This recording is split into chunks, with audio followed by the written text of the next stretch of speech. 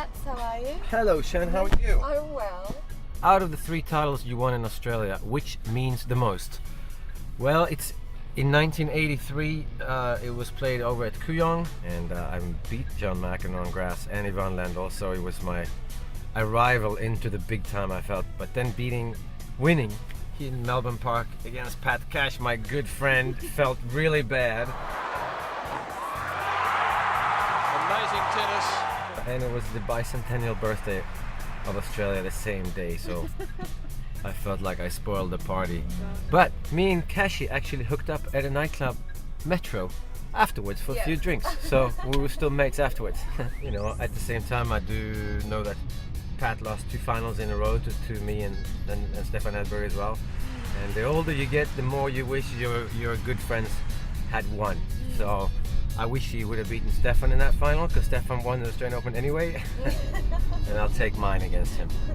When did you decide tennis was a career for you?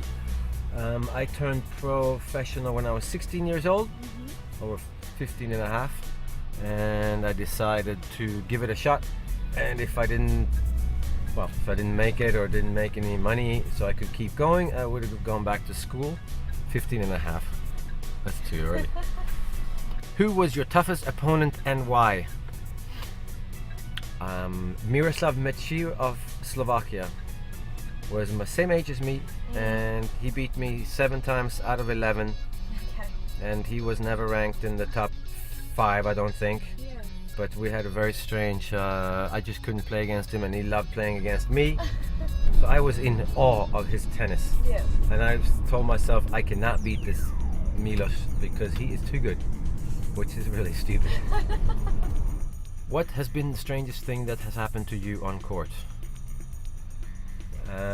I think that in 1985 I played against John McEnroe at the French Open. He took his shirt off and the French crowd gave him the same reception as they do to Nadal, where they start whistling, but they were joking with him. And at the time I was winning 2-1. He was really upset, and just after they started whistling, he stood up with no shirt and he flexed his muscles, which there were no muscles.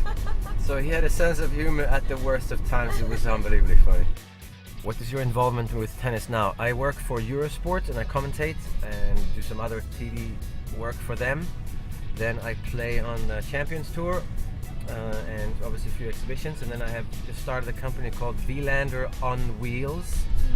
And we travel, me and a friend of mine travel around in a motorhome or Winnebago in America, and give lessons, clinics to people at their club.